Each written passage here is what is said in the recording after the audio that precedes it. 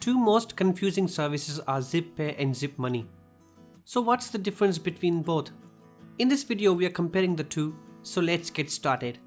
Both are available in Australia and New Zealand, and both have similar features except a few. Zip Pay is used for regular shopping such as clothes and stuff. You get in between $350 and $1,000 to spend online and in store. ZipMoney, however, offers the limit of over $1,000 and potentially a maximum of $5,000. It's for big purchases like your phone or your laptop. Although there is a difference in the limit, both work in the same way.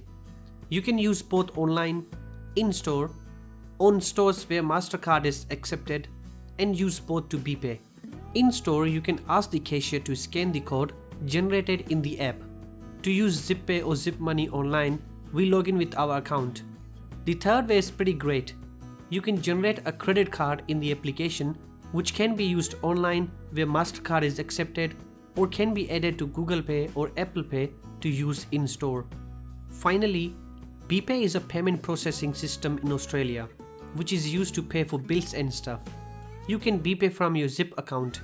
It charges a flat rate of $2.5 on every transaction, and it supports most of the merchants.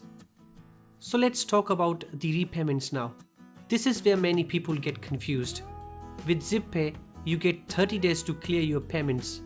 From the day of the purchase, if you pay back within 30 days, you're not charged. However, if you can't pay within 30 days, you're charged $6. And until you don't pay back, you are charged those $6 every month. With ZipMoney, you pay the $6 fee if there is an outstanding balance, but alongside that, you also pay the interest. Depending on the money you owe, you pay interest. Now, on every transaction, you get 3 months interest free, but on some purchases, you can get up to 12 months. Zip shows the interest free time, rate, and interest after that period while on shop screen. Anyway, before I move, I must mention that while signing up with ZipPay, you're not charged any establishment fee. But when you sign up for a ZipMoney account, you are charged an establishment fee. Depending on the limit you get, you will be charged some amount. The maximum allocated fee is $100. Okay, let's talk about the repayments.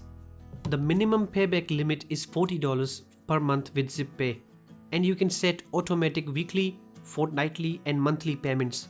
You can also pay additional in the app.